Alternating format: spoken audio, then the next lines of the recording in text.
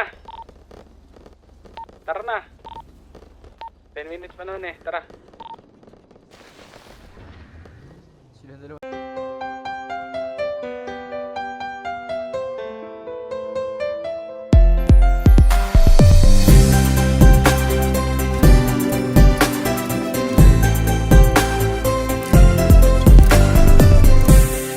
Di ko maipaliwanag ang aking nararamdaman. Pagkatabi kita di ako makapagsalita, pero di ibig sabihin nun na ayaw kita at di kita gusto. Sadyang kumakabalang ang damdamin ko. Gusto ko man sabihin sa'yo, pero ang lakas ng hiya ko parang ewan lang.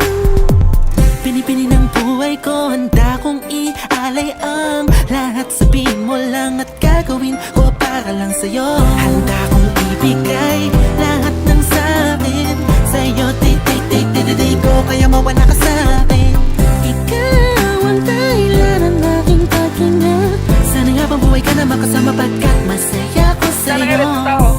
Naghihintay ng tala nataraan sa aking paningin, pagkat gusto kong humiling na. Sana ang pinakatinatangi-tangi babae na sa'kin na kapag tulot ang kakaiba sa'yo di na mawala pa. Dahil baka di ko kayanin to. Ikaw ang siyang pinaka-pakislak na bituin para sa'king sinta. At ikaw din lang siya nagsisilbing matamis na panaginip ko. Handa kong ibigay lahat ng sa'kin sa'yo. Di ko kaya mawala ka sa'kin. Ikaw ang dahilan ng aking paghinga. Sana nga bang buhay ka na makasama, pagkat masaya ko sa'yo. Ikaw ang musikang naglalaro sa isipan ko. Ikaw ang siyang awit ko. Sana ako'y dinggin mo. Ako ay parang imo kumatama, sa'yo lang natama, sayang kakaiba.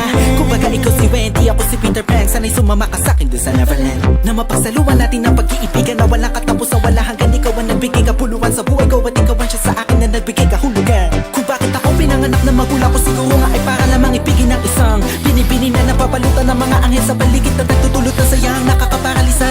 Nagpapasalamat ako sa itaas dahil pinakilala ka niya sa akin. Sana ay di ka niya nakunin sa akin dahil di ko kakayanin.